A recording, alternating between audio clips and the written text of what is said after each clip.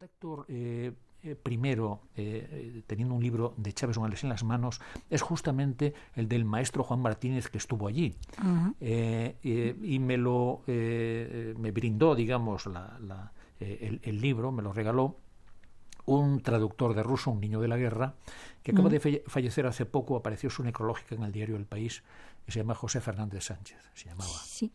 No sé si la has leído, porque apareció hace dos semanas. Pues es posible hasta que lo haya conocido, porque he conocido a algunos niños de la guerra en alguna visita que han hecho a España. Pues este trabajó como bibliotecario, primero en algún lugar del Cáucaso, luego en la Biblioteca Lenin de Moscú y luego en la Biblioteca Nacional de Madrid. Sí. Tomé contacto con él haciendo una, digamos, investigación determinada, y él fue el que me dijo, mira, este personaje te puede interesar para un proyecto que yo tenía entonces, que era el retratar a una serie de españoles en las turbulencias del siglo XX, ¿no? Sí. Entonces me dice, mira, hay un libro que muestra la peripecia de una pareja de bailarines en la Rusia de la Revolución de 1917, ¿no? Exacto, sí. Y fíjate que creo recordar que una de las preguntas que hice fuera de micrófono a Pilar fue, ¿de verdad existió el bailarín? Y luego creo que te lo he preguntado a ti, es decir, si era una ficción de Chaves o era real. Y ella me había dicho que era real, que existió. Sí, existió. Cuando yo hice la investigación, pues estuve también investigando a este personaje, y realmente en la prensa de alrededor del año 32, 33 se hablaba de él. Se hablaba de él y de sus exitosas tournées, porque no solamente estuvo en Estambul, en Turquía, y después en la URSS, sino que una vez vuelto ya el problema de la Revolución Rusa, pues extendió su arte, digamos, por el mundo entero y triunfó. Curioso. Sí, existió. Pues sí, ya te digo que tengo en mi casa el ejemplar de los años, no sé de qué año es, pero de antes de la guerra, claro, ya medio desencuadernado, en fin. Claro, porque entonces se hicieron todas las ediciones que existían hasta el año 92, en que se volvió a retomar el tema de Chaves Nogales. Desde el año, posiblemente desde el 34 hasta el año 92, no había habido ninguna otra edición del maestro Juan Martínez. Fíjate tú, claro.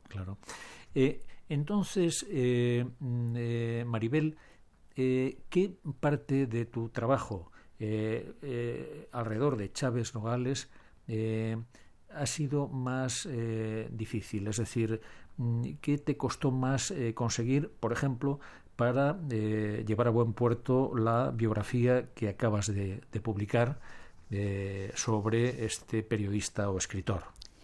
Pues teniendo en cuenta que Chaves todo lo que escribió lo escribió para la prensa, y que algunos de sus reportajes, cuando adquirían renombre, pasaban a ser editados en libros, los libros, que es lo que recogí primero en la obra narrativa, fue relativamente fácil de encontrar, porque Abelardo Linares los conservaba prácticamente todos en su librería Renacimiento, ¿no?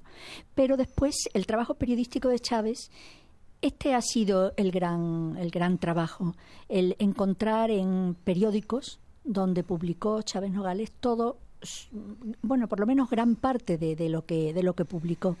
En primer lugar, porque no sabía en qué periódicos había escrito. Tenía noticias de Heraldo, tenía noticias de Ahora, que sí, las noticias ya eran más concretas, pero pasado el periodo de la Segunda República, el tiempo del exilio, pues las noticias eran confusas, y entonces había que buscar, pues casi una vez conseguía tener una idea de que podía haber escrito en algún periódico, pues revisarme año por año y día por día esos periódicos para encontrar las colaboraciones de Chaves. De manera que ha sido un trabajo de mucho tiempo, muy minucioso, pero ha sido apasionante también, como todo lo que supone una intriga, ¿no?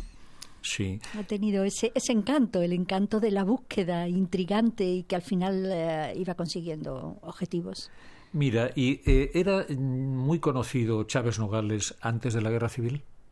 Bueno, en España sí, claro. Era vicedirector de un periódico, estaba muy próximo a Azaña, y formaba parte pues de las tertulias que en la sociedad madrileña se proliferaban en esos años. Después, cuando ya se marchó al exilio, tengamos en cuenta que se marchó en el año 36 a Francia. Entonces en Francia también le costó algún trabajo abrirse camino en el mundo de la prensa, y cuando ya había conseguido también algún renombre en Francia, pues tuvo que volver a un nuevo exilio, esta vez a Londres, y abrirse camino de nuevo en Inglaterra. Por tanto, fue una vida en la que el currículum siempre estaba presente, lógicamente, pero que era un comienzo continuo, fue siempre un partir de cero, digamos, ¿no? ¿Y cuál fue su éxito de ventas antes de la Guerra Civil Española? Que es decir, en realidad, sí, de toda su carrera, porque es casi decir lo mismo. Vamos. Belmonte. La biografía de Belmonte ha sido la que más proyección universal ha tenido, porque ten en cuenta que esa biografía, cuando ya se fueron al exilio de París, acababa de vender los derechos de Belmonte a un escritor que se llamaba Leslie Charteris, que era precisamente el que había creado el personaje del Santo, por tanto mundialmente conocido.